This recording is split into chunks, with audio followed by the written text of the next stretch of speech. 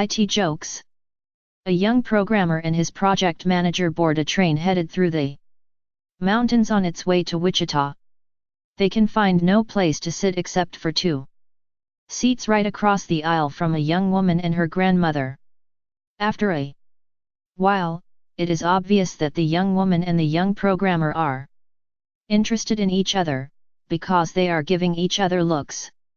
Soon the train passes into a tunnel and it is pitch black. There is a sound of a kiss, followed by the sound of a slap. When the train emerges from the tunnel, the four sit there without saying a word. The grandmother is thinking to herself, "It was very brash for that young man to kiss my granddaughter, but I'm glad she slapped him." The project manager is sitting there thinking, "I didn't know the young tech was brave enough to kiss the girl, but I sure wish she hadn't missed him when she slapped me." The young woman was sitting and thinking, "I'm glad the guy kissed me, but I wish my grandmother had not slapped him." The young programmer sat there with a satisfied smile on his face. He thought to himself, "Life is good. How often does a guy have the chance to kiss a beautiful girl and slap his project manager all at the same time?" Military jokes. A British general had sent some of his men off to fight for their country in the Falkland Island crisis. Upon returning to England from the South American island, 3 soldiers that had distinguished themselves in battle were summoned to the General a Euro Trademark S office. A Euro, since we weren't a Euro Trademark T actually at war, a Euro the General began, a Euro I can't a Euro Trademark T give out any medals. We did, however, want to let each of you know your efforts were appreciated. What we a Euro Trademark VE decided to do is to let each of you choose 2 points on your body. You will be given £2 sterling for each inch of distance between those parts. We a Euro Trademark LL start on the left, boys, so wait a Euro Trademark LL it be a Euro Soldier 1, a Euro tip of me head to me toes. Sire a Euro General, a Euro very good son, that a Euro Trademark S 70 inches which comes to 140 pounds a Euro Soldier 2, a Euro tip of the finger on one outstretched hand to the tip of the other, Sir a Euro General, a Euro even better son, that a Euro Trademark S 72 inches which comes to 144 pounds a Euro Soldier 3, a Euro palm of me hand to the tip of me left pinky, Sire a Euro General, a Euro that Euro Trademark S a strange but fair request, son. As the General begins the measurement, a Euro what? Son, where is your left pinky a Euro? Soldier 3, a Euro Falkland Island, Sire a Euro. Military jokes. An American soldier, serving in World War II, had just returned from several weeks of intense action on the German front lines. He had finally been granted R&R and was on a train bound for London. The train was very crowded, so the soldier walked the length of the train, looking for an empty seat. The only unoccupied seat was directly adjacent to a well-dressed middle-aged lady and was being used by her little dog. The war-weary soldier asked, "Please, ma'am, may I sit in that seat?" The Englishwoman looked down her nose at the soldier, sniffed and said, "You Americans! You are such a rude class of people. Can't you see my little Fifi is using that seat?" The soldier walked away, determined to find a place to rest, but after another trip down to the end of the train, found himself again facing the woman with the dog. Again he asked, "Please, lady, may I sit there? I'm very tired." The Englishwoman wrinkled her nose and snorted. "You Americans! Not only are you rude, you are also arrogant. Imagine!" The soldier didn't say anything else. He leaned over, picked up the little dog, tossed it out the window of the train and sat down in the empty seat. The woman shrieked and railed, and demanded that someone defend her and chastise the soldier. An English gentleman sitting across the aisle spoke up, "You know, sir. You Americans do seem to have a penchant for doing the wrong thing. You eat holding the fork in the wrong hand. You drive your cars on the wrong side of the road. And now, sir, you've thrown the wrong bitch out the window." Black humor jokes. The FBI had an open position for an assassin. After all the background checks, interviews and testing were completed, they had narrowed the field down to 3 possible agents. For the final test, the FBI agents took one of the men to a large metal door and handed him a gun. "We must know that you will follow your instructions no matter what the circumstances. Inside the room you will find your wife sitting in a chair. We need you to kill her," the man said. "You can't be serious. I could never shoot my wife." The agent said, "Then you're not the right man for this job. Take your wife and go home." The second man was given the same instructions. He took the gun and went into the room. All was quiet for about 5 minutes. The man came out with tears in his eyes. "I tried. But I can't kill my wife." The agent said, "You don't have what it takes. Take your wife home." Finally, the last man was given the same instructions, to kill his wife. He took the gun and went into the room.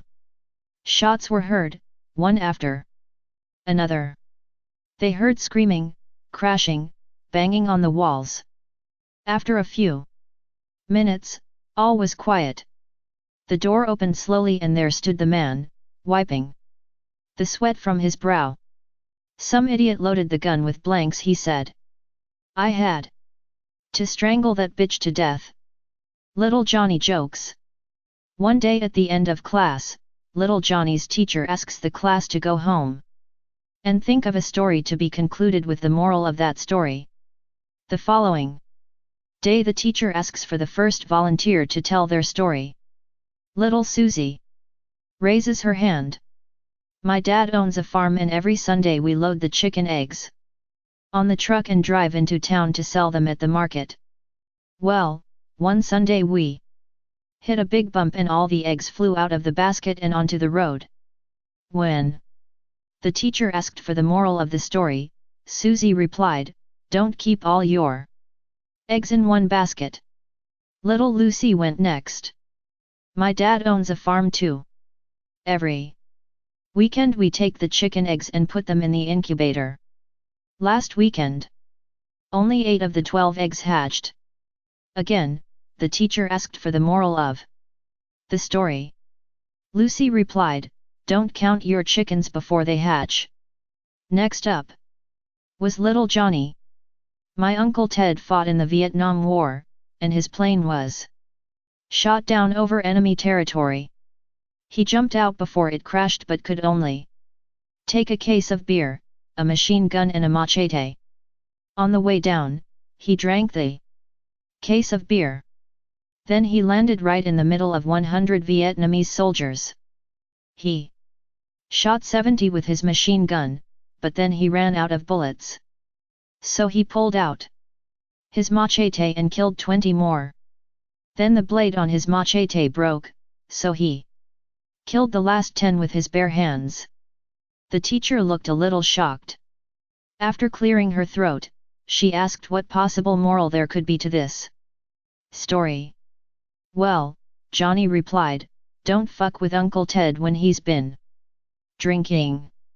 Jokes about men. A 15-year-old Amish boy and his father were in a mall. They were amazed by almost everything they saw, but especially by 2 shiny, silver walls that could move apart and then slide back together again. The boy asked, "What is this, father?"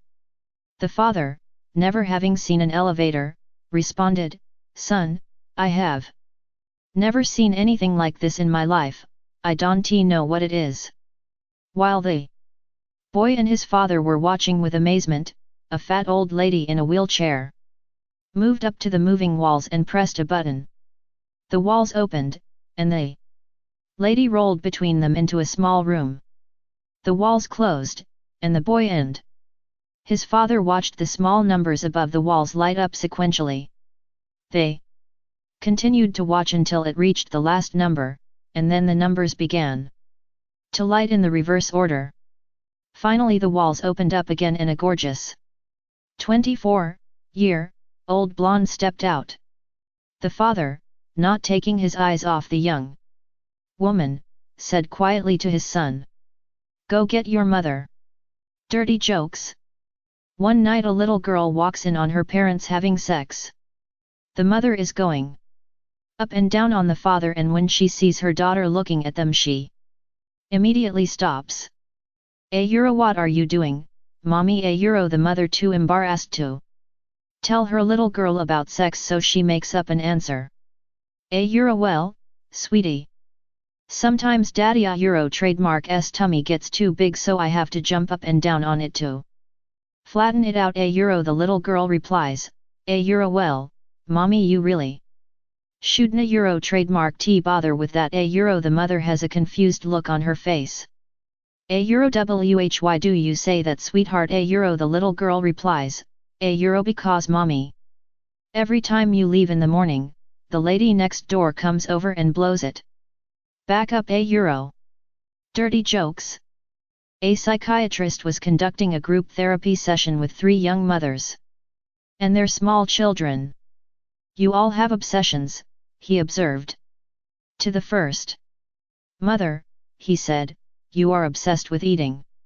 You've even named your daughter Candy." He turned to the second mom. "Your obsession is money. Again, it manifests itself in your child's name, Penny." At this point, the third mother got up, took her little boy by the hand and whispered, "Come on, Dick, let's go." Retirement jokes. An older couple, who were both widowed, had been going out with each other for a long time. Urged on by their friends, they decided it was finally time to get married. Before the wedding, they went out to dinner and had a long conversation regarding how their marriage might work. They discussed finances, living arrangements, and so on. Finally, the old gentleman decided it was time to broach the subject of their physical relationship. "How do you feel about S**X? He asked, rather tentatively. "I would like it infrequently," she replied. The old gentleman sat quietly for a moment, adjusted his glasses, then leaned over towards her and whispered, "Is that one word or two?" Dirty jokes. A few days after Christmas, a mother was working in the kitchen listening to her young son playing with his new electric train in the living room. She heard the train stop and her son said, "All of you sons of B***tchs who want off, get the hell off now, cause this is the last stop. And all of you sons of B***tchs who are getting on, get your asses in the train, cause we're going down the tracks." The mother went nuts and told her son, "We don't use that kind of language in this house. Now I want you to go to your room and you are to stay there for 2 hours. When you come out, you may play with your train, but I want you to use nice language." 2 hours later, the son comes out of the bedroom and resumes playing with his train. Soon the train stopped and the mother heard her son say, "All passengers who are disembarking from the train, please remember to take all of your belongings with you. We thank you for riding with us today and hope your trip was a pleasant one. We hope you will ride with us again soon." She hears the little boy continue, "For those of you just boarding, we ask you to stow all of your hand luggage under your seat. Remember, there is no smoking on the train. We hope you will have a pleasant and relaxing journey with us today." As the mother began to smile, the child added, "For those of you who are pissed off about the 2-hour delay, Please see the B*TCH in the kitchen.